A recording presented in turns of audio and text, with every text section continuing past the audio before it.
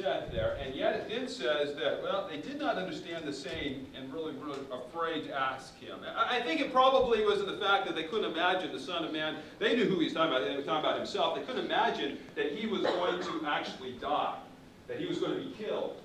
And that fact, it just didn't even comprehend for them, because in their way of thinking of one who's going to be the king, certainly the king doesn't die. And so they're thinking about a kingdom, and so they get to this next town, Capernaum, and when he was in the house, he asked them, and here's now the embarrassing moment. He says to them, "What were you discussing on the way?" But they kept silent. For on the way they had argued with one another about who was the greatest. So he was talking about what he was going to do on their behalf, and all they could think about is, hey, I wonder how I can get the best seat in the house. How can I get the best place? How can I posture myself to be in that place of position and authority in his kingdom? All they could think about is really just about themselves. It's a truth that's difficult for us to comprehend what exactly it means to be part of the kingdom of God, because naturally we're tended away from what God has intended for us. And so we're asking the question this year, what does it mean to be a fit ruler one day? What does it mean to be a ruler? I'm going to ask the small group leaders, if you come on up, bring your chair with you. So small group leaders, I want you to set up your chairs. So there's going to be 8 of you along the way here. I want you just to set them up here. Because the disciples were really struggling to understand exactly what this meant. And, of course, what you also are going to do is going to take your shoes off and your socks, please. So Jesus, on the night, or it was the night he was going to be betrayed, he took his outer garment off, his coats. Kind of had to get himself ready for business. He wouldn't have had a watch, but he would have probably taken that off if he did. And he was trying to help them understand what it meant really to be a ruler in God's kingdom. And so he perhaps rolled up his sleeves.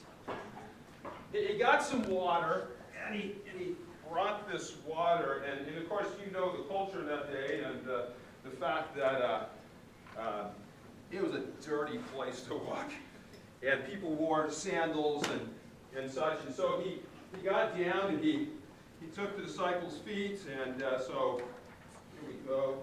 We take some water, we rub it on his feet, and then he dry it off, and of course we'll kind of just do this little trick here. And he'd go along, and he would do that for each of those who are going to be leaders in his kingdom.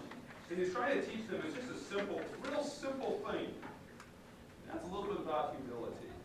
Probably not doing as good of a job that Jesus was going to do. Thank you. Yeah, there's troubles there. It's weird when you have people touch your feet. You know, our feet are kind of things we like to hide. You notice that everybody's got our shoes on and such, and so, that's just weird. But that was exactly what was to be communicated here, because the feet in those days were extremely dirty. It kind of feels good to squeeze your feet a little bit. Interesting. Yeah, and so our feet are, they were extremely dirty, gross. I did this with a lower school. Watch out here. I did this in lower school. We got sock fuzz in here, all kinds of interesting stuff. It was really kind of gross.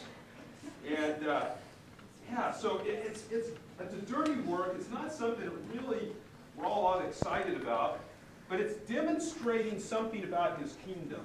And that is, the kingdom, it requires humility to be a leader in his kingdom.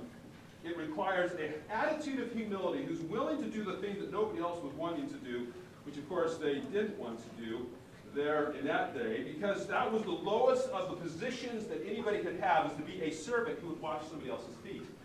And so that's what they do. They all ignored this job. And so Jesus said, let me show you what it's like to be a leader, to be a ruler one day. It's to be humble and to do the job that nobody else wants to do. So he washed their feet.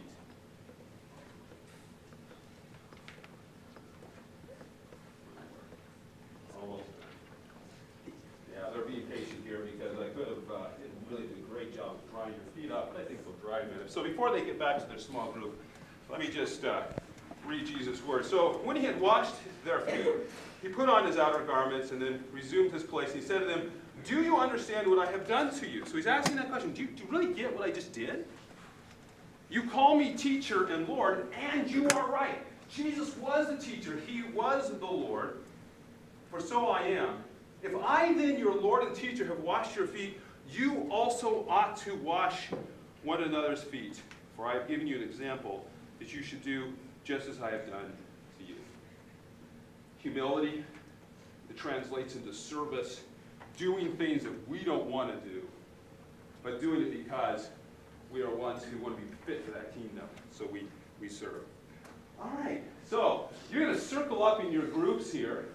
We've got water over there, the leaders of the group. So I'm asking the seniors and junior in each of the group, you're going to circle up, and they're going to wash your feet. Okay?